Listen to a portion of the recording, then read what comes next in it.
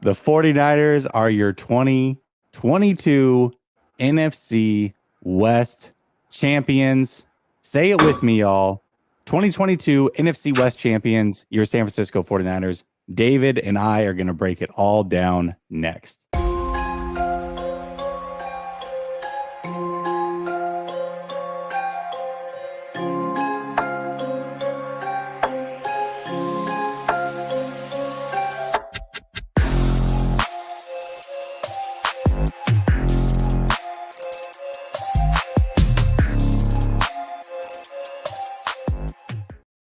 All right, welcome back to Last Second Sports, where we are giving you our take down to the last second. Per usual, I'm with my guy, David. He's not going to be on video tonight. David is roughing it out in a hotel room, traveling. He's going to be at the 49er game on Christmas Eve, and Wi-Fi is not the best at the hotel, so not a big deal. We'll just go audible. What's up, David? How are you? I'm doing great, brother. How are you? I'm doing good, man. I'm doing good. Hey, thanks for joining me on the road. You're getting ready to go to the Niner game on Christmas Eve. I think that's pretty freaking sweet, man. So we're going to break it all down here in just a second. But let me say what's up to the chat real quick. I know Mason was so close. We're going to talk a little bit about that because that's like one of the few things that I'm not a big fan of is Mason not getting his touches. So we're going to talk about that here in just a second. All right, David, my man, let's get into it. Question I have for you, and I brought this up on Grant's show last night, and I think now that we've clinched the division, won a road game against Seattle to do so with the third string quarterback, I think it's time to start talking about Kyle being coach of the year. And I wanted to get your thoughts on it. I don't think he's a lock necessarily, but he's got to be in the conversation, and I think he should be the favorite right now. What do you think? Yeah, I mean, I've long said that I still think that Mike McDaniel should have votes. And I know they've had some struggles against the Niners recently in the Chargers, but it's, Mike McDaniel was my guy going in 3 weeks ago, and now and I'm not a homer, you know me. It's completely unequivocally gone to Kyle Shanahan. There's no doubt about it. And it's just the idea that, it's not so much even the fact that the Niners lost, the Dolphins kind of fell flat and Tua fell flat and things like that, because Mike he's carried Tua. Tua's a mid quarterback. He really is, right? And so Bottom line is that there's nothing you can say, like the idea that the guys that Kyle's put around him, D'Amico to succeed, supplanting Robert Saleh, having him come in, and honestly, usurp Robert Saleh, and have your third quarterback. You go into Seattle, a team that's had been a big bugaboo for the 49ers. The Seattle Seahawks, who are 8-1 with their action green jerseys. They go into that hostile environment with the 12s. The 12s, what are you going to do with these guys called the 12s? No, Kyle's the coach of the year. I don't even think it's a conversation at this point. Yeah, I think Sirianni certainly has a bet. And here's the thing. I am way more critical of Kyle than you are, and I have no problem calling him on his BS. And one of the things that we're going to talk about later is something that I think he's missing the boat on for sure. I still think that he's a big reason why Trey and Debo are hurt. I can't stand that. But I also realize that being very close to the situation, you can be hypercritical sometimes. And just looking across the landscape of the league, knowing that they've won with 3 different quarterbacks, listen, I think if you're going to be real with your thoughts and opinions, you have to be willing to give credit when credit is due, while also being willing to criticize. And in this situation right now, Kyle deserves this. In my opinion, he deserves this. I think it's close. I think Sirianni's right there. The Eagles, if they finish with the number 1 seed and the 49ers, maybe they flop out and barely squeak in with the number 3 seed or whatever. Okay, sure. But at this point, they've won the NFC West. They did it on the road with a third string quarterback. 3 different quarterbacks have won a game this year for the 49ers. I mean, he deserves credit for this. He deserves credit for this. So, in my opinion, right now, I think Kyle is deserved of being coach of the year. We'll see how it plays out. Sure. Sure, and then Nick Sirianni, I'll be honest, like I joked around about him a couple years back when he was at the combine and talking about how he gets like I'm admittedly one of those guys who is very skeptical about some of the rah-rah stuff with coaching. I also know that I'm not a NFL football player, and I'm not always tapped into exactly what motivates a guy, but like I also think that like by and large, a lot of the Dan Campbell kind of stuff, like the speeches and stuff like that. Dan Campbell, one thing he's done is he's surrounded himself with some really good coaches. I think Nick Sirianni kind of threw me off that way. Nick Sirianni absolutely is in the conversation. That is the one guy.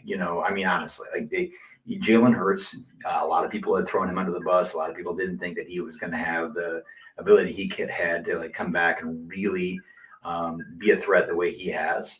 It's probably a two-man race between Sirianni and Shanahan. And to be quite honest, Jesse, I'm assuming Sirianni probably wins. Yeah, and I guess I could understand that. I like this comment right here. Lockeria says not 100% on Shanahan getting coach of the year, but D'Amico definitely deserves assistant of the year. What do you think of that comment?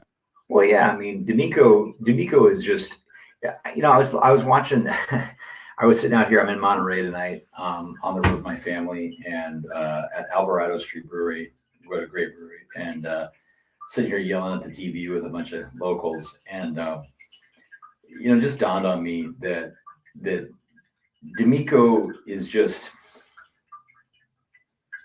he's a beast. I mean, the dude I've seen these guys. I've seen him like week to week on people like kind of like poke holes at him, kind of like, I don't know about this guy.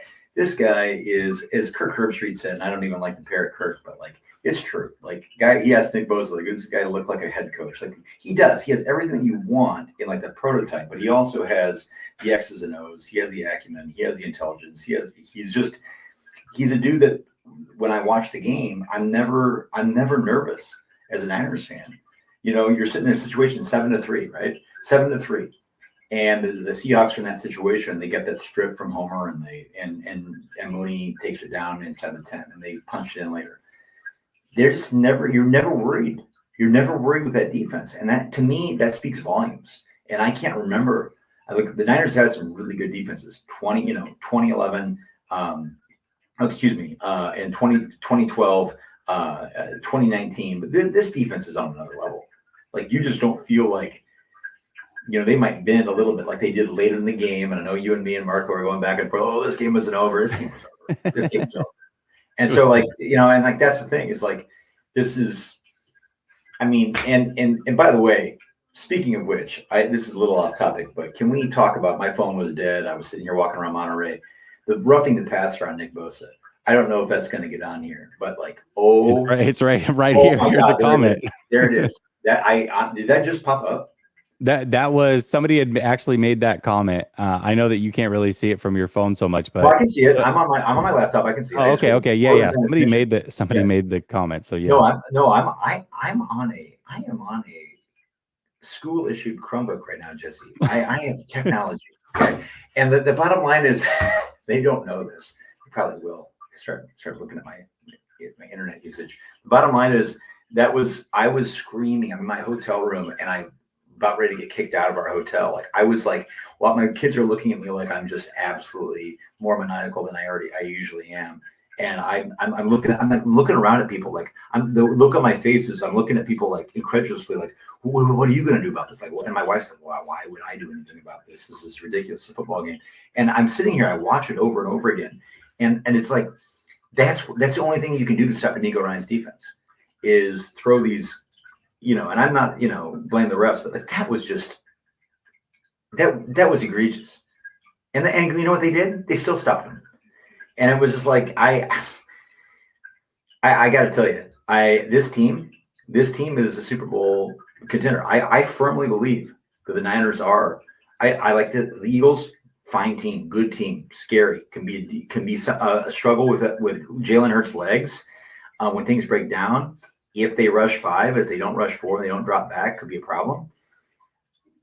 This Niners defense is put them in a position where I don't care who they're playing, they should be favored. Yeah, I agree with that. Hey, check the private chat real quick. I'm going to mute you while I'm going through some of these other comments. Okay, let's see here. I agree, Jesus. Listen. I read the rule after that because there was some back and forth on whether it was or whether it wasn't. So I read the rule on it. Basically, the way it sounds is unless you're putting excessive force on a player while you're tackling them, like putting all your weight on them, driving a shoulder into the chest, then it shouldn't have been called. And I think that was a horrible call. I do. I think that call was horrible. I think there was some other questionable calls. It's going to happen throughout a game. Here's the difference. In the past, Seattle Magic would have happened in those scenarios. In this game, not a chance. Not a chance. I never felt worried in this game. I never felt like the 49ers were in danger going into the game. Like it's funny because a lot like last week, as we got closer to kickoff, the more and more confident I got that the 49ers were just going to win the game. It's not the same Seattle team. It's not the same Seattle Magic. So for me, it sucked. I thought there was some BS calls, but at the end of the day, listen, we won. We won the game. So that's the way it worked. Tim says, Coach of the Year, Kyle Shanahan's ego is already too big. No accountability. Yeah, I mean, again, I'm the first one to tell you when Kyle's not doing ish right. And there are some things that are still nitpicky that I have, but come on, man. Like they've won 7 straight. He's done it with 3 different quarterbacks this year. I mean, yeah, I think in that situation, there was one play tonight, and you and I, we call it how we see it. Like that's the thing. I've been the biggest Kyle stan since he came on in a lot of ways, but I called it tonight. I tweeted live when I was at the. I said, I felt like, and some people can disagree with me. I totally respect it. But Brock Purdy, he came out there, waves the punt team off. I don't know how much the credit I really did. He goes out there, Kyle, to Kyle's. Kyle's comfortable running a play, right? He's comfortable running a play on 4th and 7, right? 4th and 7, he runs a play that gets it wasn't trequel, and they called it on trequel, but I think it was on Bruce Irvin. Yeah, it was on Irvin. And he jumped off sides. And I look at that, and it gets it into 4th and 2, and I think it was on the 40-yard line. And I walked back through that, and I thought, what would have gone through your head? Was it emotion? Was it heat of the moment that you said, I'm comfortable going on 4th and 7, which is not a money play. That's not it's not an analytics. You punt there. You trust your defense and you pin them inside the 10, right? So you do that on 4th and 7, the off chance that you drop this guy off sides. And then on 4th and 2, you go back out there on a play. The analytics probably should say, you know what, let's do this. Right. We got a Seattle Seahawks run defense that's not good. You've got an offensive and you've got play calling that's worked, and you punt. And I think that's one of those things that, by the way, as Marco and we were talking about the game at the end being 21-13. People can say all they want. Those are the plays. Those are the plays that can swing games. And yeah. And you can say whatever you want and woulda, coulda, shoulda. And this is hindsight. That's fine. I get that. My thing is it's the process.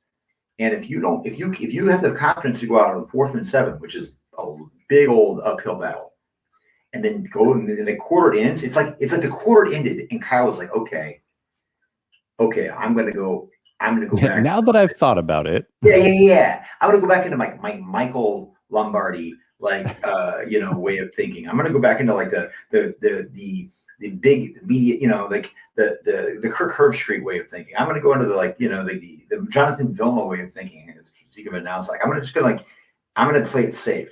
And I feel like those are the things with Kyle sometimes that it sucks, because I think Kyle's very innovative, and I think he has an incredible amount of ingenuity, and yet he'll get in his head a little bit and be like, yeah, and you're like, you have the number 1 defense in the NFL, bro. Like you can trust that. Like you have this, you have weapons. Let's go. And I think that could backfire in a game against a team that is a higher caliber than the Seattle Seahawks in a game that you need to win, at the end of the game. And I fear that. I fear that that's going to rear its head again.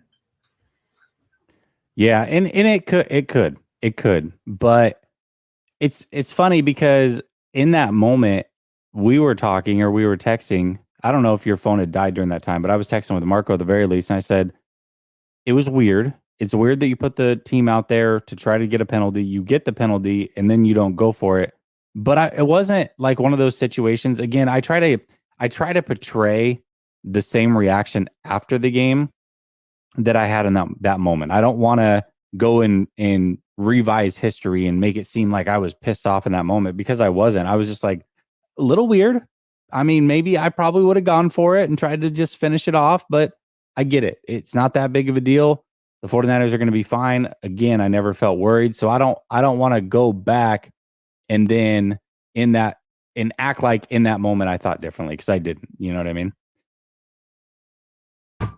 No, Eric and some other fans are in here from other teams saying congratulations on the 49ers winning the division. Heck yes. We are only fans, so we didn't win the division. However, our team did, and we will take the congratulations.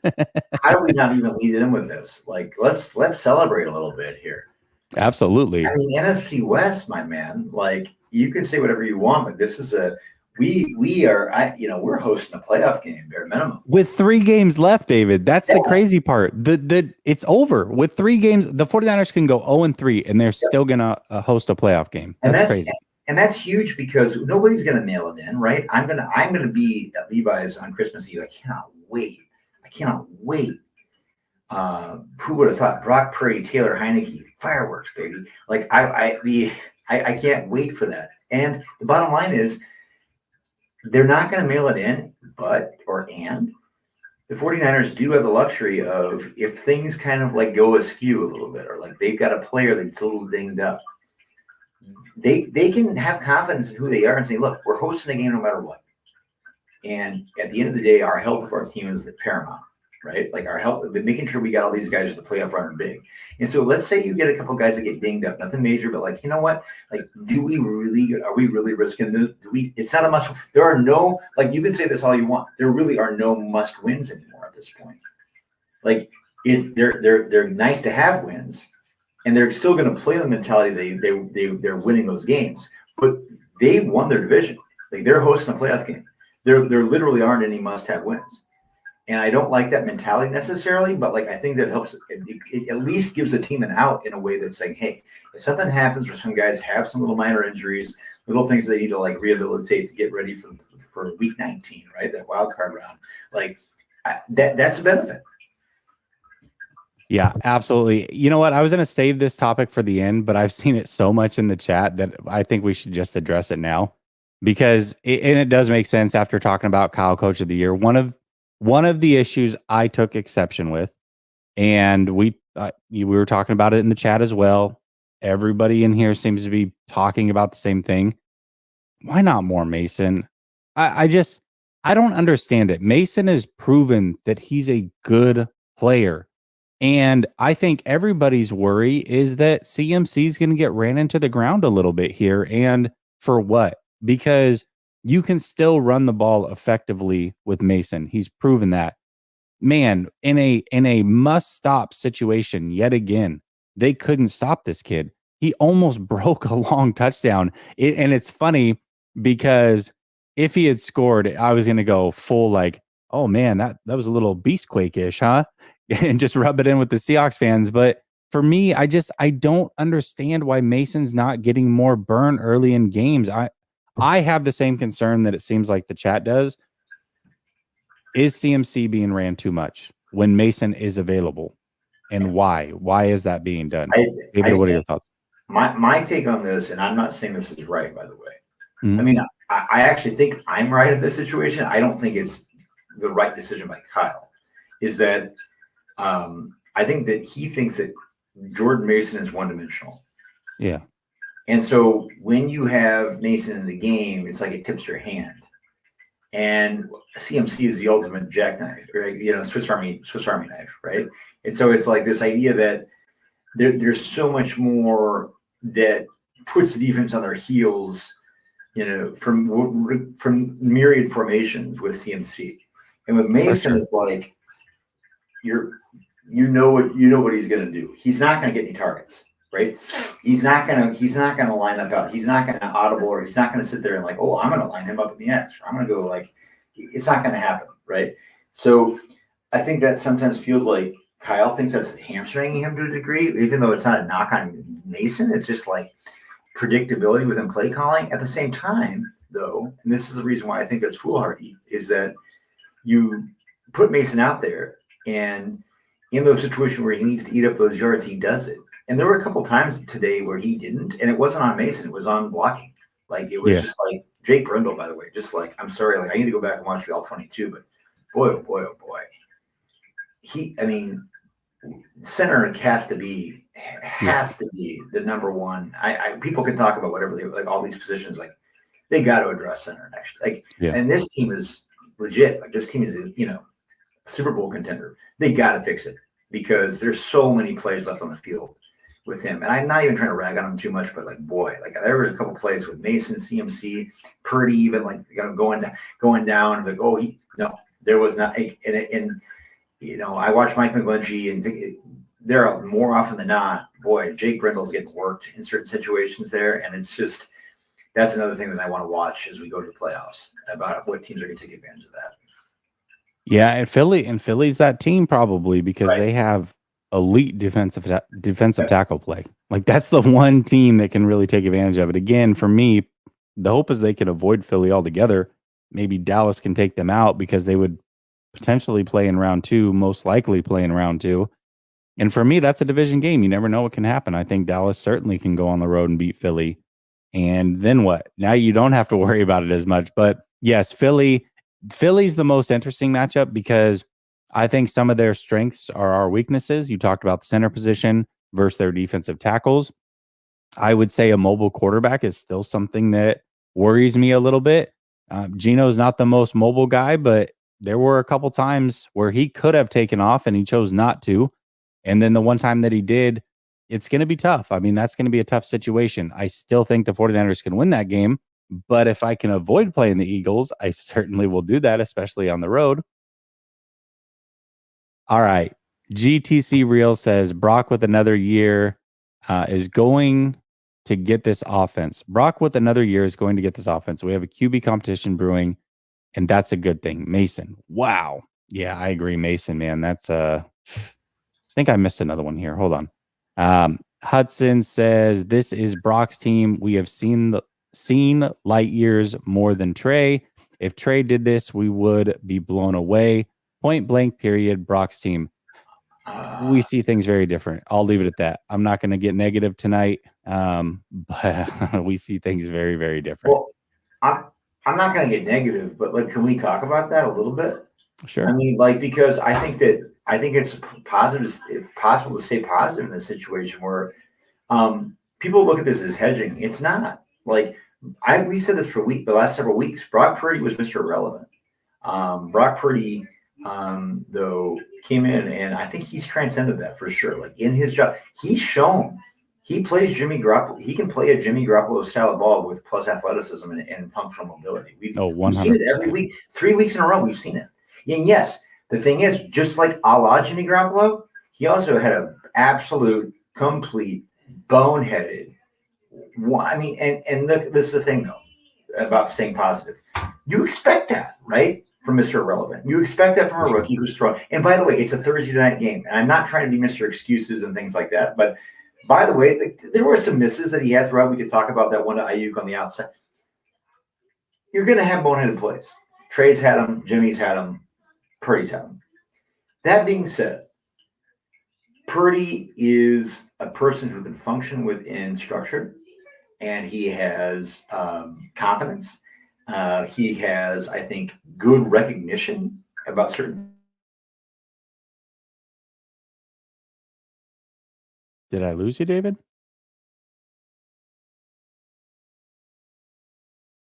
David, going once, David going twice. All right, let's do this. Let me remove this. I'll remove David. We'll see if he can get back in. He was on a roll. He was on a good roll. The reason I'm not going to address it is because my thoughts are already known. It is what it is at this point. I'm not going to change my mind or say anything different based off of what I've seen. And I like both. So that's where I'm at with it. All right, let's do. I might take calls if David is unable. David, you there? If David is unable to get back in, I might have to switch to calls. I'm totally fine switching to calls. So, we'll see. We'll see about it. I see in this right here. This is the shit that I can't stand. I'm sorry. I'm gonna call this out. Where's it at? Listen, it's one thing to say, hey, I think this player's better or this or that or whatever. But the moment you start calling a 22-year-old kid who has 3 starts a clown, I mean, come on, man. Like, I swear if I could ban that emoji from the chat, I would. Because that's the one right there that I wish somebody would in person. I swear on everything. That's the one emoji right there that's like, dude, don't even use it. That's not how you would talk to somebody in person. You would never say that to somebody's face unless you were willing to throw hands immediately. Never would you say that. So can we cut out the clown emojis? Like, that's the one that just, it gets under my skin like no other. What's up, David? David, I heard you mute. You're there. You got me now?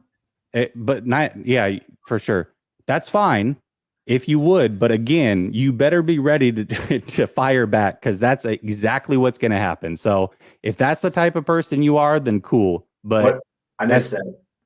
Just people doing this shit right here, clown emojis, whatever else. Like, I can't stand that. Like, that you don't talk to people like that in person. So why would you do it on the internet? Like, listen, I come with opinions that may piss people off or frustrate people or people disagree with, but that shit right there gets under my skin like no other, because you wouldn't ever talk to somebody like that.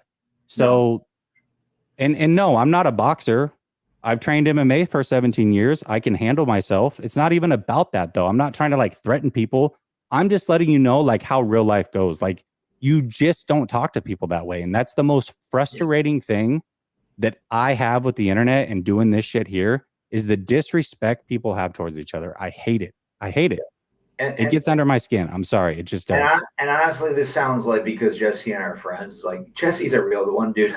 Like, Jesse is like, yeah, he doesn't need to hear me tell it. Like, you guys, like, honestly, like, you talk about somebody who, like, look, bottom line is, what, I'm not even gonna give this energy. Like, I mean, shit, today I'm a season ticket holder. I had another season ticket holder tell me that I'm not a real fan because I sell tickets to my friends for less money than they could buy them on the open market. And I mean, what do you even say to that? I don't even know where to go with it. So look, guys, it's whatever.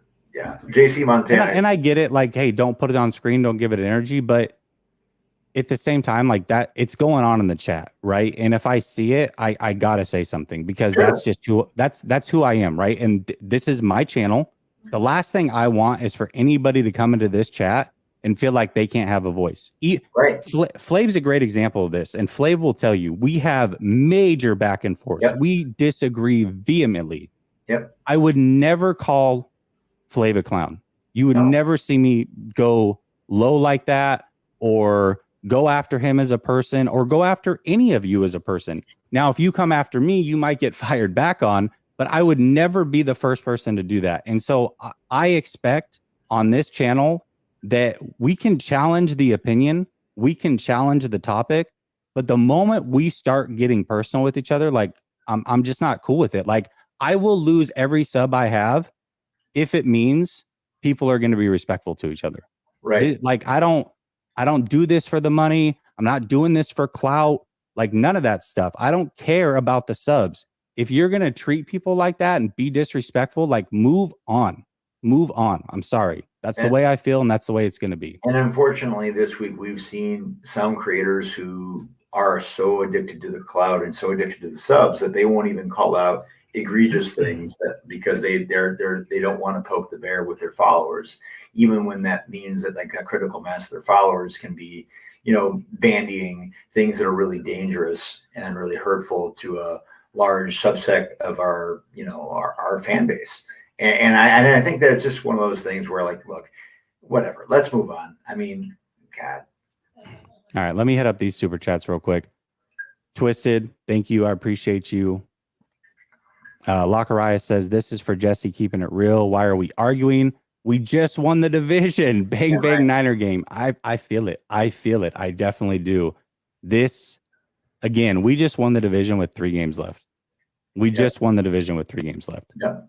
We should be celebrating. Instead, we're at each other's necks over who knows what. And I'm fine. Again, I'm fine with discourse. Like, I'm not saying don't have debate, don't argue, don't have an opinion, like have all those things. This platform is for that. I do call-ins. I want people to disagree and have conversation. I just want people to be respectful. Like the disrespect stuff, like I'm not having it. I'm just not going. Maybe on another night you might catch me and I'd laugh it off, whatever. Like tonight's not the night. I'm not going for it. I'm not. So it is what it is. All right. Let's talk about this next topic here because, dude, George Kittle is like the biggest conundrum in football right now. So tonight he has not only 2 touchdown receptions, but he has the longest touchdown play by a tight end all year. All year. This guy can barely get 3 catches in most games.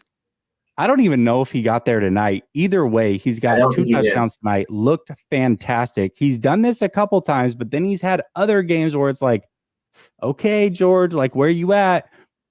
Right now, with Debo out, this was a game that needed to happen either from him or from Ayuk. It happened from George Kittle. So I'm asking, would the real George Kittle please stand up? What do we need to do, or what do the 49ers need to do to make sure they get this George Kittle going forward, David, in your opinion? I told you this last week, is that with Debo out, I remember unequivocally saying the person that they need to involve more in this offense is George Kittle. Now, granted, I don't know. I'm not on my phone right now. I think those might have been the only 2 catches he had tonight. I could be wrong. That's what I'm trying to think. Can somebody in the chat look up the stats real quick, like and see? I'll look it up real quick. But So like that's the idea. Like, but Kittle is yak guy. The first play was one of the. I mean, we were all losing our shit. Like it was a brilliant play. I love that play call. Like because you send Ray, this guy who doesn't really get that many touches, right? But you have to respect his speed. So they sent him on this kind of. He had 4 catches, just for the record. He had 4 for 94. Oh, so Kittle did have 4. Okay, or 4 for 93. 4 for 93. I apologize. Gotcha. Yeah. So there you go. But Ray on the end around there, and then fakes that completely. Never going to go to that. Never committed to that. Then I think it was CMC in the flat, or like on the looking at that, thinking that we're doing this PA to this just dump off of the Jimmy LOS kind of stuff. And then of course Kittle's just there wide open and beasts. And then that play right at the beginning of the third quarter, where it's just all Kittle yak. And again, not a whole lot of heavy lifting for Brock Purdy, but recognizes it.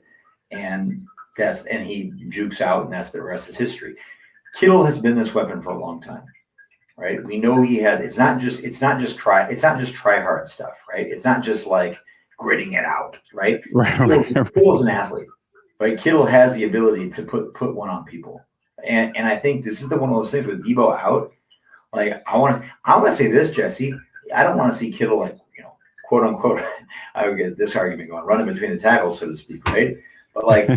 I want to see Kittle get the ball. I want to see guys. I want to see this, and whatever makes. And I think that what's very clear is that Purdy trusts him. Another guy that Purdy trusts. This is even Kittle. Like this is Juwan Jennings several times for that tonight.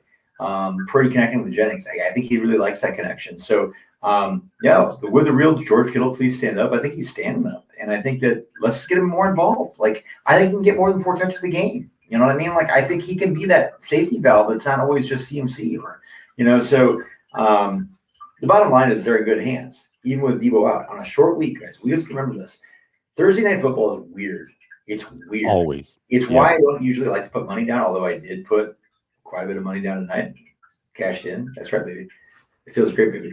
So the idea that that I don't usually do that, but Thursday night football's odd. And I think that's another thing. It seems like an excuse, but like, shit, man. Like, let's give these 49ers a round of applause. Like, they come in, they're on the road in a hostile environment they've not historically played well, right? And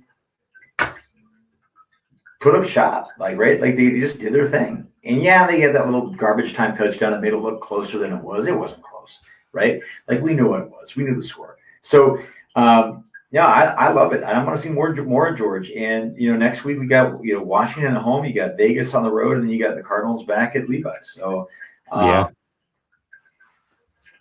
It's shaping up. It's really shaping up for him, David. And I agree. I mean, tonight was the Kittle that I've seen when I've gone back and watched him. He's been open a lot this year. Now, what happened today was insane. He was crazy wide open, but he gets open. It's not the athleticism or lack of athleticism from him anymore. He can still make all the plays. It's just, I don't know. He's just not as big of a part of the game plan.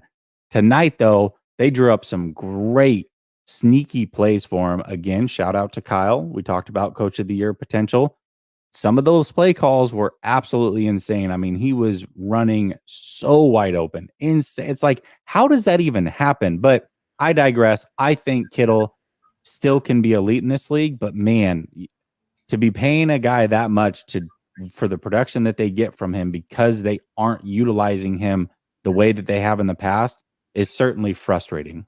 Well, I'll say this. I think I tweeted this out during the game, and I think that, I have to go back and really watch it to reify what I was saying. But I believe this is that Kyle has shown, for whatever reason, these last 3 weeks, people can debate this, where the trust comes from. But Kyle has shown in the last 3 weeks to say, hey, first down, I'm comfortable going out of play action and passing the ball, even though they know they have that acumen running ball. But the bottom line is they know that CMC can bust off those. So everybody was like, "Oh, I'm gonna stack this," and I agree. Like, if I were playing Brock Purdy, I would play this way. Like, we're talking to Marco. Like, it was a good point. Like, I said, hey, I don't care how well you've been playing or how well you played in structure. The smart play really should be to say, okay, Mr. Relevant, prove it. Let's stack this. The same way you would do against Jimmy. The problem with that is that once you stack that, or if you have a little bit more over pursuit, and all of a sudden you get shooting out of that pocket. Right. You get out of the pocket, but then you also have that play call that Kyle, that's what Kyle did right like that. Like that deep, oh, and now you got a touchdown. And like that's, and then you get that in their head. And so what Kyle has done now is he said, you think you got me? You think you got Mr. Relevant? Bet. And he's like, and it's in their head now. And that's the brilliance of Kyle. And that's the brilliant. And I'm going to say this to Brock Purdy. I do not think Brock Purdy is a savior. I really don't. And I'm not meaning that as a knock on him. I also am very excited for him. I'm very happy for him. And I think that he plays very well with instruction. He plays with extreme confidence. And he has a short memory. He makes a mistake, he recovers right. Yeah, he had a boneheaded throw that should have been a pick tonight. Horrible, right? But we've seen other people do the same thing. I just think that Kyle's getting ready to set this shit up. And like he's going to say, another guy we haven't seen, Kyle Juszczyk, a whole lot. That's a good point. Yeah, Kyle Juszczyk. I don't even think Juice. I don't know if Juice touched the ball at all tonight. And I could be wrong. I have to go back. Like, this is the idea. Like, there's going to be some opportunities, and just wait for it. I'm just going to say it. I'm going to say it tonight's show. Watch the Juice League play. Okay, from 2019, Cincinnati. All right, just watch that play. It's coming.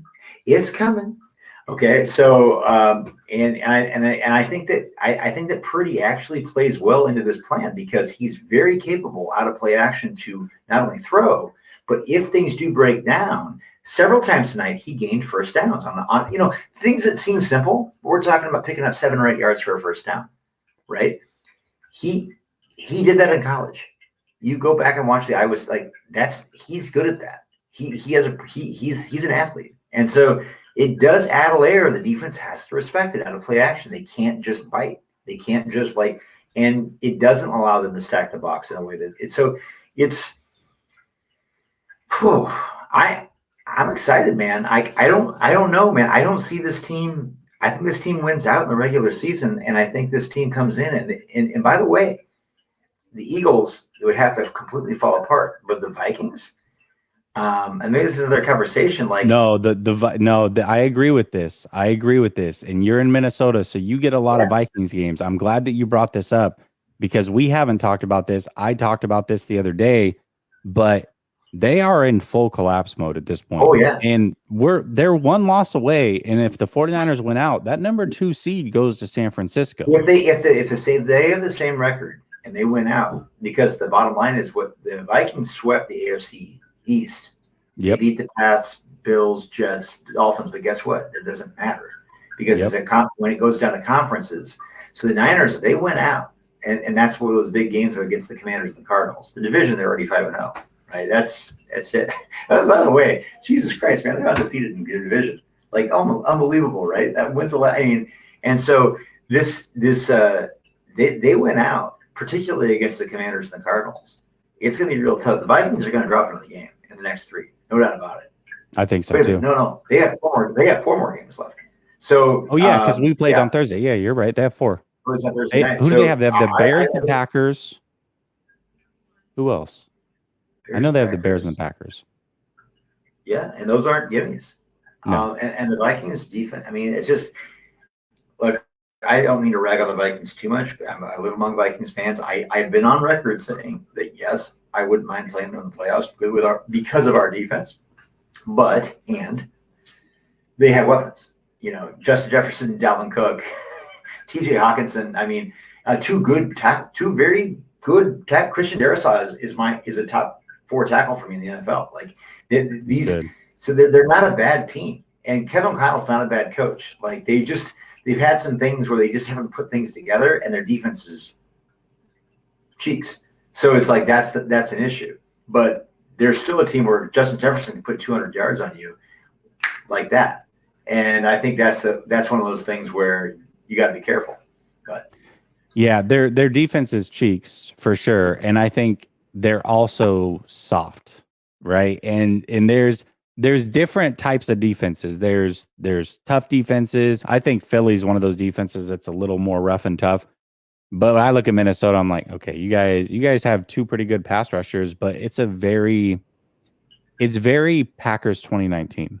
if you catch my drift. And so I think the 49ers would just be able to run like crazy against them.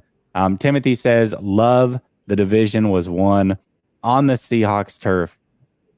Very 2019, right? Very 2019. Yeah. And Mike, this is a great segue because we are going to talk about his blanket coverage.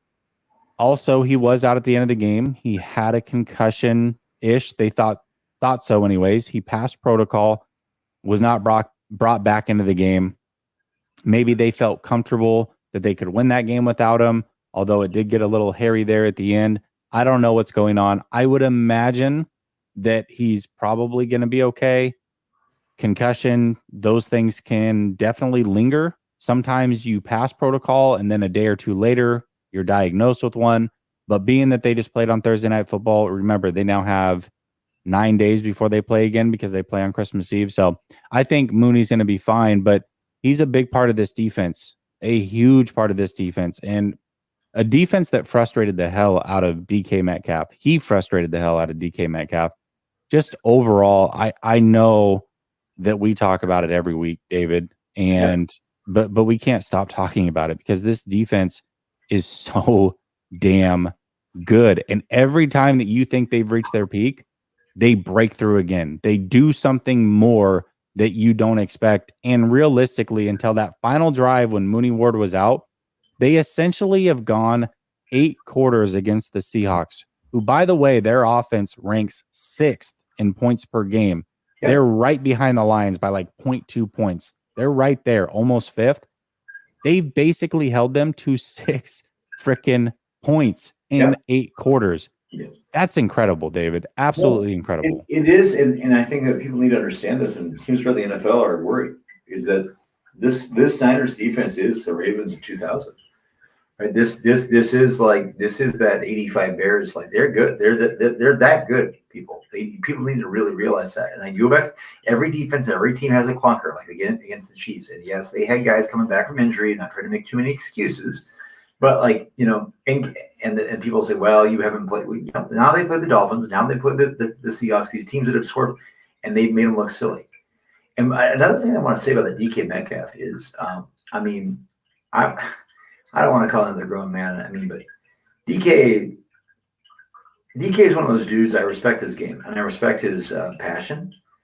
I also don't know, like, maybe, and I'm not his teammate, but that bro, like, this defense, like guys like Fred Warner, it's easy, man. They get under his skin. So there's a play. Easy, yeah. I know. There's a play that Fred, he was on the sideline and he comes over and DK had already had a taunting penalty, which, to be fair, I'm not going to lie, I don't like the Seahawks, but the bottom line is these taunting penalties are so dumb. Like, they're so dumb. They are. And it's can we reevaluate in the offseason NFL? Can we reevaluate the taunting penalty and roughing the passer, please? Oh, well, that's the thing. And that the roughing the passer, I honestly, I thought I was going to get kicked out of my hotel. Like, I thought, like, it was, I felt like I felt like I had just, like, I was a defense attorney of a person that I had, like, unequivocally proved with beyond a shadow of a doubt was completely innocent of murder.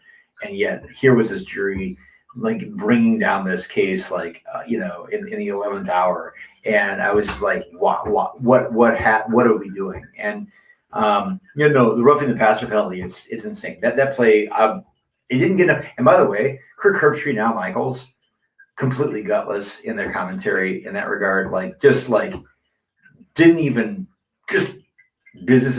Well, this is what Kirk Herbstreit had said right after. Oh, that's actually the 4th roughing the passer penalty on Nick Bosa this year, as if that were indicative of him being like a dirty player. Right. I did catch that. And the bottom line is going back to the play with Fred and DK, is that it's not only getting under skin, like, there's this idea, like, okay, TJ Lockett,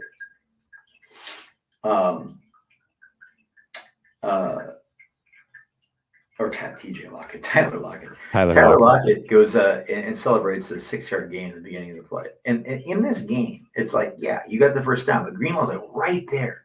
There's another play like that. Like, it wasn't Lockett, it was somebody else, Lenore. Yeah, they get a first down or they connect on it, but it's like, sometimes getting a first down, yeah, that sucks as a defense. But sometimes, like, it's like, it's 2nd and 4, and somebody gets a 6-yard gain, and it could have been a 14-yard gain, but because the defender's right there, and Lenore is right there, boom, and you're down. And you're like, oh, that's a loss for the defense. No, that's a great play. It's like, you stopped, you gave up a first down, but, like, sometimes that's inevitable. Sometimes it's the idea that, like, you've got that cushion and a quarterback makes a recognition on a short pass. There's not a whole lot you can do. And so what this Niners defense is really good at is, like, saying, okay, we gave up a first down. We're not giving up a touchdown. We're not giving up this huge play. And I think there were a couple plays there. Geno Smith using his legs on 3rd and 13 that was mitigated. Again, here's the one thing I said about D'Amico. I said, why I did not understand on 3rd and 13 rushing 5. I didn't see the efficacy in that. It didn't pan out. And then there was another play with Kenneth Walker where Lenore, I actually felt, was relatively disciplined, but he's a corner, he's not an edge, and right. It wasn't like it was a 30-yard game. He gained like 16 yards, right? But, like, it was those little things, and those were the biggest mishaps of the game. So you can live with that. Yeah, absolutely. Hacienda de Pollo says we should trade Trey while he still has some value. He never made sense on this team. Purdy proved in 3 games what he couldn't in a year. He's not good. Basically, they've both now finished 3 games in their career. So Trey's still younger than Brock Purdy. We disagree on this topic 100%. Yeah. But, to each their own. I appreciate your opinion for sure.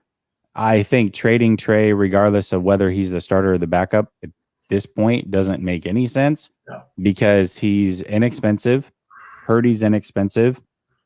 And regardless of who the starter or the backup is, you have an inexpensive quarterback room of two guys that you're developing at the same time that can make each other better. And in case somebody goes down, because by the way, that happens a lot. In fact, I don't know if anybody watched the pregame, but George Kittle said this is his 4th year that they've had to play 3 quarterbacks. Yeah. So it happens frequently with this team. I would say probably good to have 2 quarterbacks that you can rely on. That's just my opinion. You've seen me, like, Jesse knows this. I'm very excited for Brock Purdy. Like, and granted, like I said, full disclosure, I'm an Iowa State diehard. And so at the same time, you'd think, oh, here I am an Iowa State diehard. I must be just like an absolute Brock Purdy stan to the point where I'm going to throw a Trey Lance. No. Guys, like what we've seen is he's a young guy. He can improve. There's certain things that he cannot improve. I want you guys to understand that. I'm a coach of different sports. Like, there are certain things that work ethic can get you. There are certain physical ceilings that are that do. Now, that's not the be-all end-all at quarterback, right? We understand that. There's more to playing quarterback than just being a physical specimen. The bottom line is, I think what gets lost in is that a lot of people still pigeonhole Trey Lance for whatever reason because he's a larger. I'm going to say it, I'm going to get in trouble. Like they think that, you know, he looks like whatever it is that looks like a quarterback of their whatever that fits their. Trey Lance actually has played well. It's just he got hurt. He got hurt. Well, and I think where you're going with it is people look at a physically put together quarterback and assume, okay, he's just this. He's just a physically put together quarterback. It's like, no, he's actually very smart. So yeah, I don't know. I don't know what else you want. Kyle likes to use people to their ability. Like, it's the same reason he liked to use Debo to his ability, and Debo got hurt, right? And we've agreed on something, we've disagreed on this, right? Like, the bottom line is Kyle likes to use his toys. And this idea that I think, the bottom line is a good problem to have. Trading Trey, I'll take it. The only way trading Trey makes sense, and I still say it doesn't, is that you'd have to have like a monster deal. You'd have to basically be like, okay, Trey Lance is like the number 1 pick in the draft, and you're giving that number 1 pick. You're not trading Trey Lance for I'm sorry, 3rd round pick. No, I'm not taking a first. I'm not taking a single first round pick for Trey Lance. He's that valuable. I'm not taking that. That's just ridiculous. Yeah. I'm just not. Yeah. And realistically, I mean, at this point, because he's gotten injured and there isn't a lot out there on him, like, nobody's gonna give you a haul for him. No, so why when he's inexpensive would you? To me, that doesn't make any sense. Like, it's one thing if you think Brock should start. Again, heavily disagree with that at this point. Maybe Brock will show me something that I don't already know about him, and that's fine. Like, I'll listen to that. But then to just flat out, let's trade him. And then what's the other option? You're going to bring in Jimmy at 15, 20 million a year to be a backup like that. I don't know. That just doesn't make any sense to me. What I also don't understand is, and I love Brock area. I know you don't have your name on this, but it's an avatar. But the idea that, I mean, all due respect, my brother, like, Jesse supplied, like, Google.com is a free website, and like it has, you know, you can look at stats extrapolated over these games. Like, I don't understand what fans are like talking about here. I really don't. Like, Purdy needed 3 games. What a trade! Like, I don't know how many times we have to supply, you know, this. And again, what Trey's asked to do, what throws Trey's asked to make. And by the way, yes, Brock. I love Brock, but guess what? Against Seattle today, short week. I'm not making excuses. Brock didn't make any big time throws in this game. He didn't make a single one. There wasn't a single big time throw Brock made. And don't tell me Juwan Jennings on 3rd down on a slant play. Don't tell me that. That's Jimmy Garoppolo special. That's a play you're supposed to make as an NFL quarterback, right? That he didn't make any, and the times that actually Brock attempted to make a big time throw, he failed. He threw a pick that should have been a pick by a JV All-Star, and he missed Ayuk on a play that would have kept the drive going. And again, I'm not throwing Brock under the bus, but like, to sit here and say that like Purdy needed 3 games, I just, if you're going to give him credit for Kittle's 2 touchdowns tonight, come on now. You're the same people that would say Jimmy wasn't doing it. So like, I don't understand it. Like, I don't. And so I love Brock. I also think, guys, it's short term. If you get both of these guys healthy and playing and competing, it's a good thing. It's a good problem to have. I just think that you guys are selling Trey's short just because he got hurt, and I think that's unfortunate and unfair. For sure. And Sean says, is this the Trey Lance show or 49er postgame? Listen, I gotta address super chats. I'm not gonna turn down a super chat. And if you're keeping up with the chat, I mean, everybody wants to have the conversation. I'm here to celebrate the NFC West Championship. Everybody, there's probably not a person watching, unless you've just been oblivious, that doesn't know my opinion on the situation. And no, it didn't change after tonight. I'm sorry. No. So I am fine not talking about it. I don't have it as a topic, but if the chat's gonna, throw it up there and that's the conversation that people want to talk about, like I gotta talk about it. You know what I mean? But I agree. I think it's time to celebrate. It's time to just get behind this team. Yeah. It's Brock Purdy's team for the rest of the year, and we'll see what he can do. We'll worry about next year. Like, I've had the conversation. I've put my opinion out there. I'm just willing to enjoy this right at this point. And right now, with 3 games left, to know they've won the division, I don't think anybody going into the season thought that was going to happen. I don't think anybody saw that happening at this point in the season. And I think that is cause for celebration, because we thought it would probably come down between the 49ers and Rams, not the 49ers and the Seahawks. At the end of the day, nobody, I don't think, said, all right, with 3 games left, the 49ers are going to have the division wrapped up, regardless of who the other division foe was. Right. It's just happened. The 49ers are the 2022 NFC West champions. Yes. Like, I'm down, just talking about that and talking about the overall situation that is at hand for sure. I think we've got another super chat real quick. Let's see here. $5 for the clown rant. Hey, listen, I said post-game rant. I didn't say how it would come about, but it definitely happened. Either way, regardless of how we got there. We're celebrating a win. Definitely not reason to rant on the 49ers, but that was a reason to rant. I agree. I appreciate it, man. All right. Is there any little takeaways that you have from this game that may be overlooked? Like, I think a lot of times we get into the zone of the game. We either get really frustrated with little things, or we get super happy with some of the big things and winning. But there's always little nuances that happen in every game that after you sit down and think about it, you're like, oh man, I didn't think about this, or I should have thought about this in the post game, but I was just so excited after the win. Like, is there just anything, like, as you sit back and think about this game, just any little nuances that kind of pop out at you that maybe we should talk about?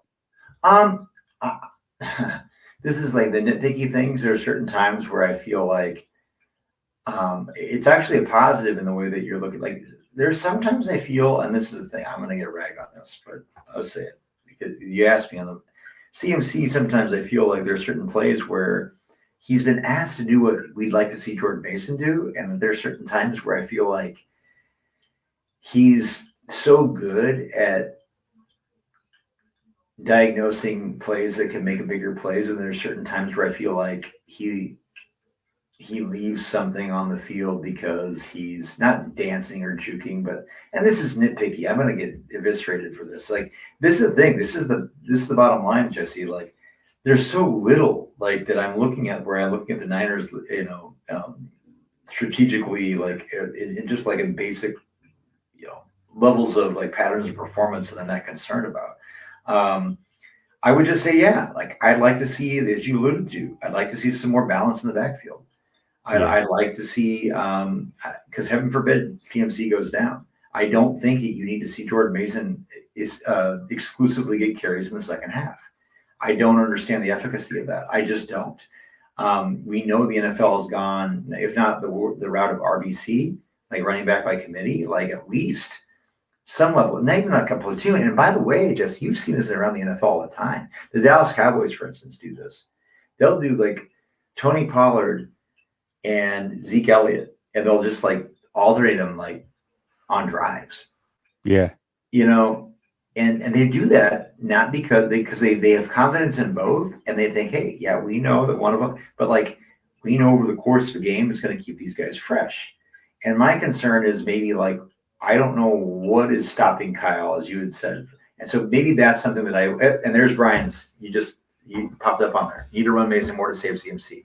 Mm-hmm. I'd like to see. It's not only that. It's like I'd like to see just to run Mason just because Mason's actually good. Yeah, I agree. I agree. And so like that's one thing. The other thing that I would say is, just tightening up on. I'm not even going to quibble on this because they've been so opportunistic this year. Today it could have been. I would just say don't let up on the pass rush. Like I have no problem with Nick Bosa getting those roughing the passer penalties. If that you cannot like. And this, would have been another. It was a scoop and score. No, it was a pick by Deontay Lenoir in the interception return. Like this defense, it should have been worse. And that's the thing when people forget. Like this game shouldn't have been 21-13. It should have been 28-6. Yeah.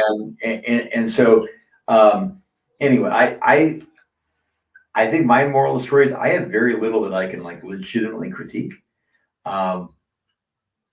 Just want to see. Yeah, you know what? I don't even necessarily look at it as critiques. Like the one thing that really stood out to me in this game, and it seems like a little thing, but we're starting to figure out what the 49ers might do in the playoffs, especially on defense. Seeing Mooney Ward travel with DK today, other than when he went in the slot, that's pretty much the only time. Yep. He basically shadowed DK because normally he's on, well, I guess if you're on the defense, he's normally on the left side of the defense. DK lined up on the right side of the defense a big chunk of this game. And guess where Mooney was? Right there with DK, trying to take him out of the game. And by the way, Lenoir is still balling. Oh, balling hard. The cliff is not dropping off for this kid right now. He is playing good ball. He should have had another pick today. I mean, there was some things or whatever, but he's playing good football, David. And he's not Mosley. We miss Mosley. I hope they can re-sign Mosley.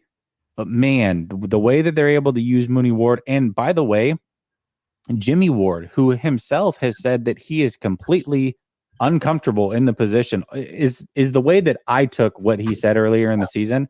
He wants to play safety. He's an elite safety. He's tried the corner thing. That's not his thing. Whatever, he'll do what the team needs him to do. He's playing really good ball right now too. Like really, really good football. Man, this secondary is locked in right now. Absolutely locked in. Huff almost had a pick today. It's absolutely incredible. And like I said, the defense, it seems like when they can't get better, they push the limits even more. And I love that we are seeing DeMeco Ryans willing to take his star corner and let him travel, because that's not something that I would have necessarily thought that he would do. And what we've seen from this team in the past is that number one corner doesn't travel. So it's cool to see that for me. Well, that's the thing. That's a takeaway. I'm glad you mentioned this because I'm going to still double down on what I said at the beginning of the season. I think Charvarius Ward, Nick Bosa is DPOY, right? We know that.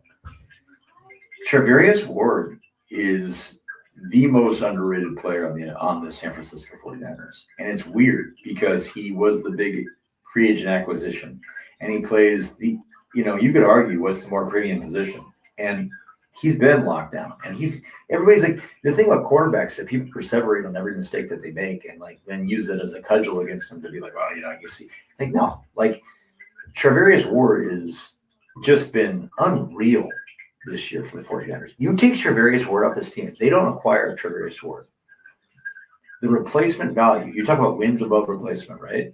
Right. Like, the war, so to speak, of like whomever they would have been able to replace with him.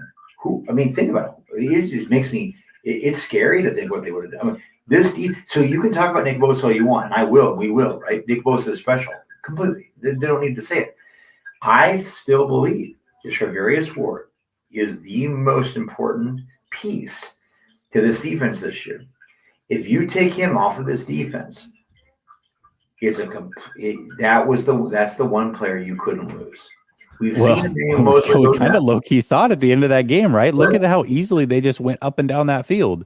Right. And then you can't lose. You lose Nick Bosa, it's tough too. But by the For way, sure. we've seen this defense lose Nick Bosa Yeah. in 2020, for instance. Mhm. And yeah, they had a shitty quarterback play with CJ Beathard and everybody, but like they actually still play good D. Like, and I'm not trying to diminish Nick. I'm just saying, like, I think that Mooney does not get anywhere near the notoriety and credibility because he's not leading the league in picks, and that's all anybody ever thinks cornerbacks do are intercept the ball. Yeah. And that's just, I'm sorry, Jimmy Ward had the same stigma, and Jimmy Ward has been an eraser. So it's like, I don't know. I don't subscribe to that. Yeah, I mean, Mooney is a fantastic player. He was a hell of a pickup for sure.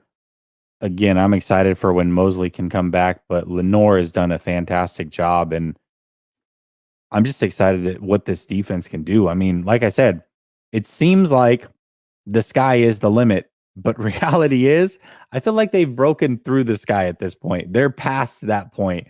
Every time I think they can't get better, they get better. It's absolutely incredible what they've done this far. Murphy, hold on, let me get to the other super chats real quick too. Murphy says Jimmy won because of the team. Beathard and Mullins couldn't because they weren't good. Purdy can win, but Trey couldn't. But he gets all the excuses. Just win. I mean, he's 2-2. He won a must-win game in week 17 in his second start to go to the playoffs. Yeah. And he's played one game with Kittle and no games with CMC. I mean, I think context matters, but I don't. It's your world. I'm just living in it, man. Thank you for the super chat. I appreciate it. David says, "Yeah, go ahead." Oh, I'm chuckling. Yeah, okay. David says, "Over or under 69 Super Bowl wins for Brock Purdy." Over? What are you talking about? Come on, man. And just so you know, David, if you're gonna do the over under game, I'm an expert at this. I do this with Grant every week. You have to put in a half, because what happens if he gets exactly 69? Then we break even and nobody makes money. That's for 69 Vegas. and a half over under. That's the key to a good over under game. Well, that's where Vegas makes money, Jesse. They do those. Exactly. It's that half, man. It's that freaking half point. Niner Nation for Life says, as a fan, I am super stoked to have two QBs. Yeah, I mean, you want depth at other positions, right? Like, we clamor for depth at defensive tackle. Like, oh, this defensive line is so deep. Or look at these linebackers. We've got 3 of them. They're so deep. And oh my gosh, the beginning of the season, how excited were we about the secondary because they were so deep. Well, we don't really talk about the quarterback position a lot. And I will say I'm guilty of this. In the offseason, I was like, who talks about backup quarterbacks? Like, nobody in the league talks about backup quarterback. Why are we so infatuated? Well, it's because 4 years since Shanahan's been here, in 4 years, they've gone through 3 quarterbacks. So I digress. I was wrong about the backup quarterback situation. You have to have a good backup on this team because for whatever reason, they cannot keep anybody healthy. And it's absolutely crazy. Cryptic says, do you feel this defense can sustain this? I feel they are beating up on quarterbacks that are average, but you've seen when they play Mahomes, the team goes bad. Okay. Can they sustain this? I think it depends on what you mean by sustain. If you are wondering, can they do this to a Patrick Mahomes or a Burrow or an Allen with all those weapons? No, I don't think they can.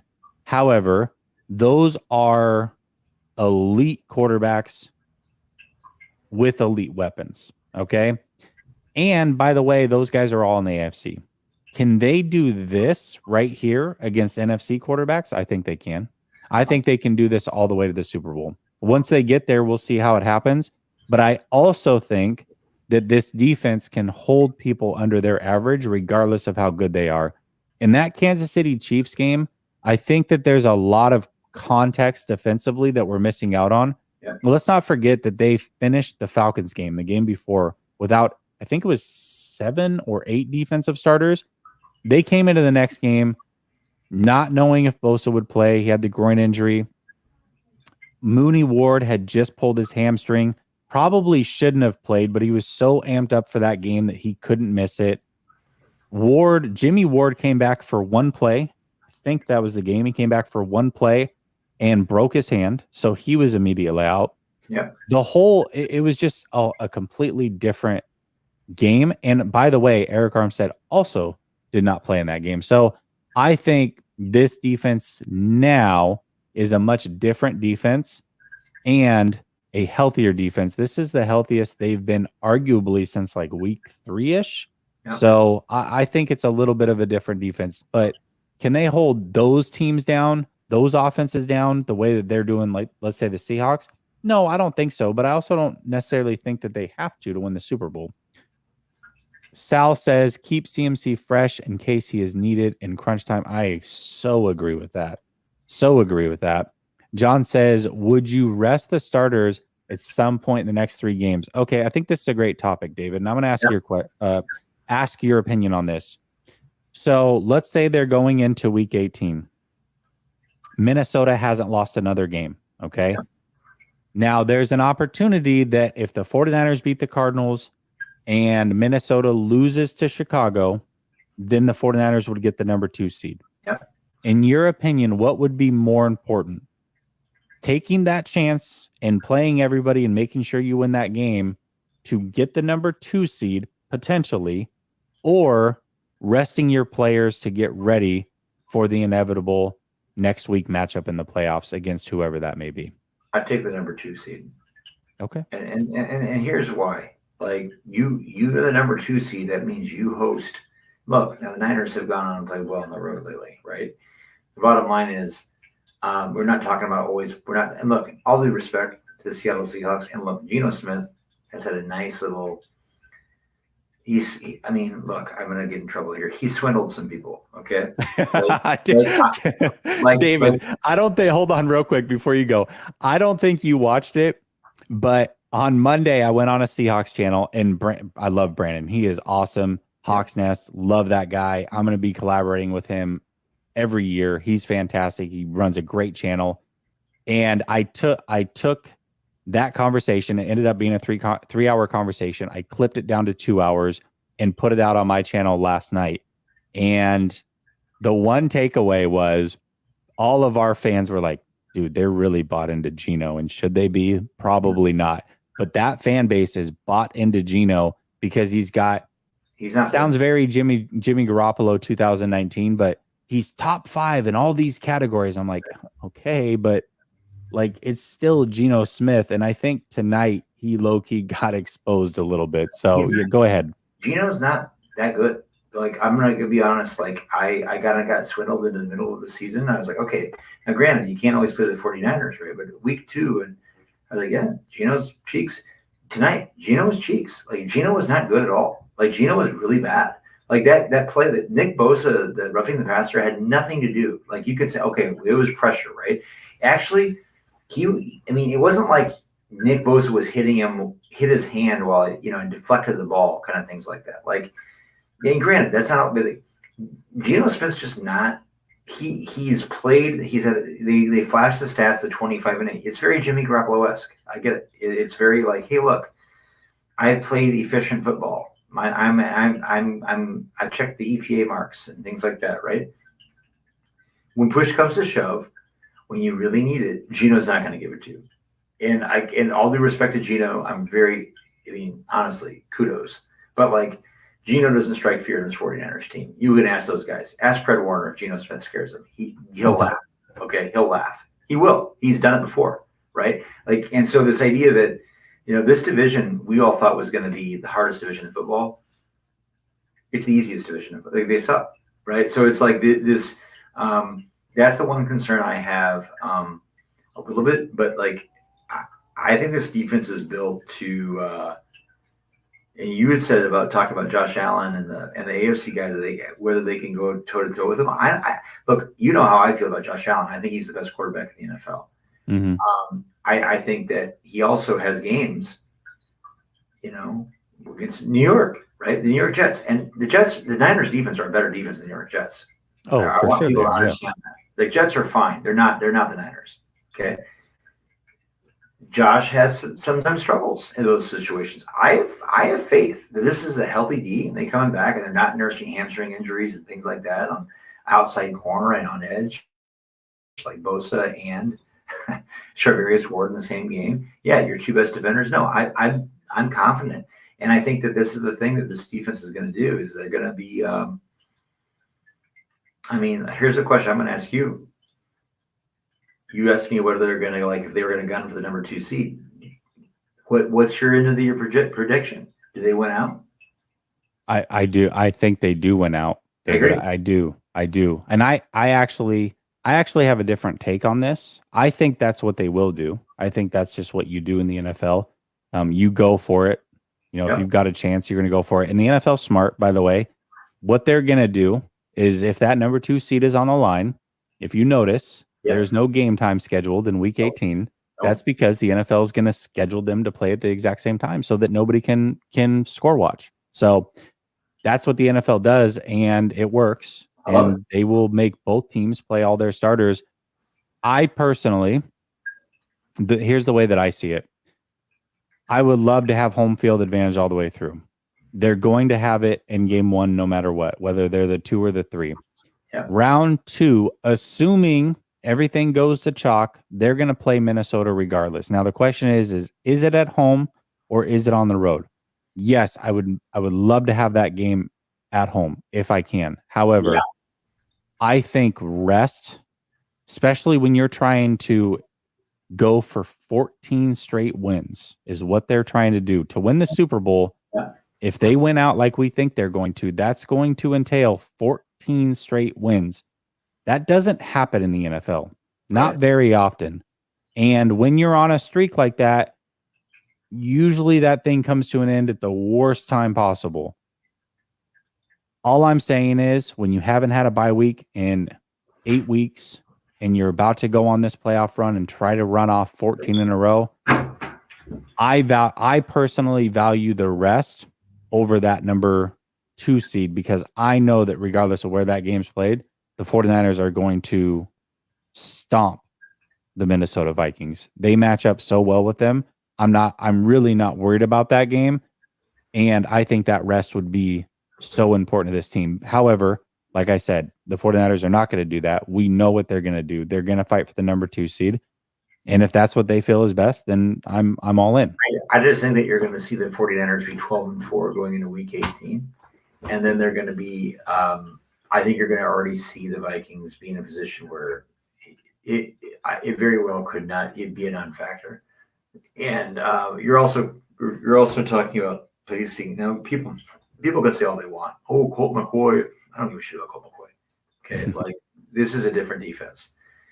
When you come into Week 18 at Levi Stadium with Colt McCoy, I mean, get out of here. Like you're gonna get wrecked. You're gonna get wrecked. You're gonna get. And by the way, Derek Carr, all due respect, I felt like I've always kind of been against him, but then I started carrying water a little bit, being like the adult in the room kind of thing. I hated that about myself. Derek Carr is just like shit the bed so many times, and like I'm just like I look at this idea like I mean I look at Taylor Heineke, Derek Carr, and Colt McCoy. The Niners defense is laughing. Like, and they're not going to take anybody lightly. They're laughing, but they're like, all right, bro, let's go. We're going to wreck you. And they're going to. It's not going to be close. These aren't going to be 3-point games. They're going to be decisive. They're going to cover the spread in every single game they're at. And all these spreads are going to be reasonable because all these teams have capable NFL players, but the Niners are going to demolish it. I'm going to guarantee that they're going to be 13-4 going into this. And they're going to be the number 2 seed in the playoffs. And they're going to set up, say, you Eagles better dot your I's and cross your T's, or else we're hosting the NFC Championship game in Levi's. Against Dallas. And I'm guaranteed you that doesn't scare me either. And the bottom line is, like, and I know this sounds like I'm big bravado. This defense really is those guys. And this is the thing about Brock Purdy. I will say this. As much as I am a big believer in Trey Lance, and yes, I believe Trey Lance absolutely is capable. And if he were healthy, I believe this team would have the exact same record. Okay, guys, I just want you to understand that. Brock Purdy does, though, bring an element that Kyle, for whatever reason, trusts. And has been able to function in very short notice, highly capably, in a replacement for Jimmy. And it is very funny to me how I have the Jimmy fan. There, it's crickets on the. My TL is. I have not seen anything other than some winsome meme about Jimmy like being Joe Montana to Brock Purdy, Steve Young, which makes me barf. Okay, bottom line is like, but like other than that, like there's just like it's Brock. There's something about the way that he runs this is like I think that people are familiar with Jimmy, but yet they see a little bit extra. He's got that mobility factor, man. And it's 3 games, guys. It's 3 games in a row. Nothing spectacular. Box scores aren't going to wow you. But when the rubber hits the road, you can't possibly argue that Jimmy gave you more.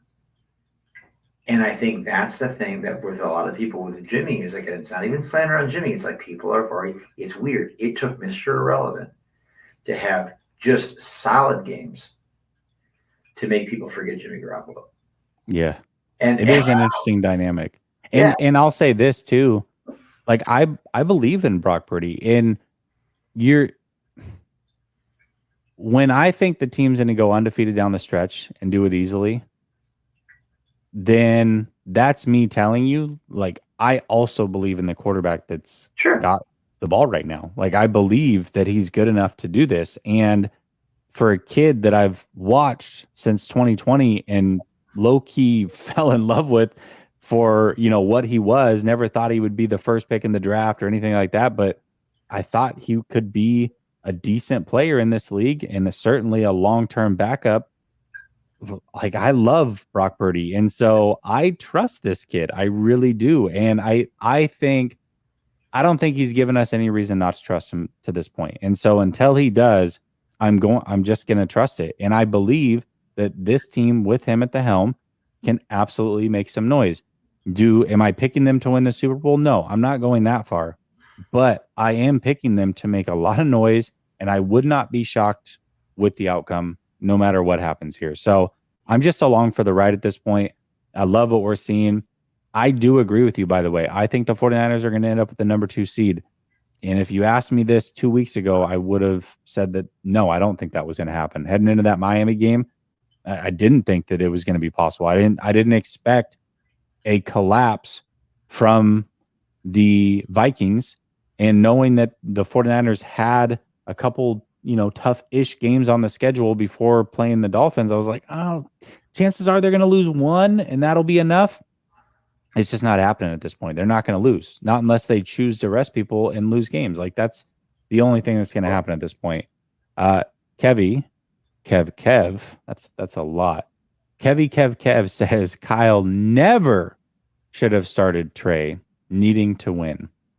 Well, he had to, though. Like, he had to start Trey against the Texans. Well, I mean, who was he going to start in that game? Nate Sudfeld. Yeah, Nate Sudfeld. There we go. He should have been held out until he was our best option, which looks like QB3 on the team. Okay. I appreciate the opinion. David says, we also, as a fan base, need to apologize to Eric Armstead. He is straight up baller, and the defense is suffocating when he's in there. No, we don't have to apologize. I'm an Oregon Duck fan, so I ride for my Ducks big time. Him, Buckner, Lenore, Holland out in Miami. Like, I ride for them. I know how good these Ducks players are.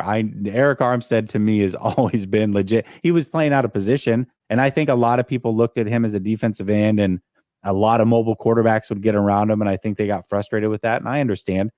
But now that he's kicked inside, he's been elite ever since that move. Absolutely elite. Kiko Alonso. All right. Chill out. Chill out. All right. Greatness 54 says, why can't we just enjoy our victory over the Seahawks and not talk about a conversation that has no relevancy till next year?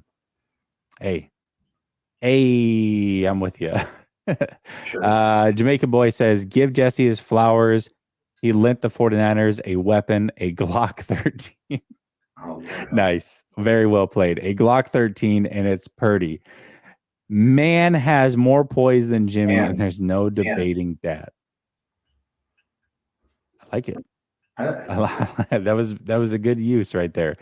Murphy says Jimmy came in with a 1-10 team, not knowing the playbook, and won 5 straight. Purdy will probably win 5 straight. Real ones show up when their number is called. Yeah, and I think by the way, that's my question mark with this team ultimately, but it's not just this team. It's my question mark with the Eagles as well. Let's say we get in an NFC Championship situation. I think most of us expect that game to be close, and if it's against the Eagles, whether it is Hurts or whether it is Purdy, if they are down with, let's say, a minute and a half left and 1 timeout, and they need a touchdown, do you really feel confident that either one of those guys can just drop back, sit in the pocket, and make plays downfield? I'm not saying they can't, but I'm saying that's probably a real question for both of them. And the nice thing is it's not just a question mark for the 49ers.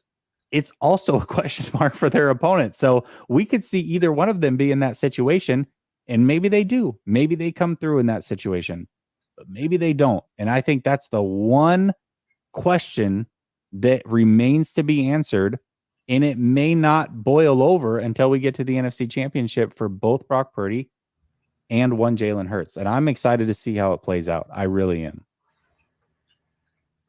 Yeah. Cryptic says you can't rest the starters. You can't rest the starters for the Raider game. You know they wouldn't let us hear the well. I'm not proposing that. Remember, the Raider game is before the Cardinal game. So, but I agree. They wouldn't let us hear the end of it if we lose that game. That's our pre-Super Bowl. It might be their pre-Super Bowl. It might be their coach's pre-Super Bowl because he might not have a job. Big Des says Purdy started a lot of games in college, and it shows. I agree with that. He has, and it does show for sure, 100%. Mike says, love seeing you with Grant. First time watching you here. I appreciate it, Mike. Doesn't sound like you were here for the rant earlier. Maybe don't go back and watch that part of it, but I do appreciate you. David, we just gave the folks an hour and a half. Hell of a game. 49ers are number 1 in the NFC West. Absolutely love it. I'm going to say this to everybody in the chat who's going to continue to watch the channel. I am leaving for the Dominican Republic on Saturday, which means I am not going to be here next week. However, I am recording a Behind Enemy Lines with the Washington Commanders fan tomorrow morning, and I will be releasing that on Wednesday like I normally do. So that will be there available for you guys. That will be the content for next week. I hope everybody has a happy holiday, enjoys their family, takes this time. Listen, anything can happen at any time. Take this time, enjoy your family, be with your loved ones. I will, however, be back since we played on Thursday, Christmas Eve, post-game show. I should be here. Appreciate y'all. Much love. Stay blessed. David, thank you as always for joining me, roughing it out from the hotel room and making it happen. Much love to David. Y'all have a great night. Stay blessed. Peace.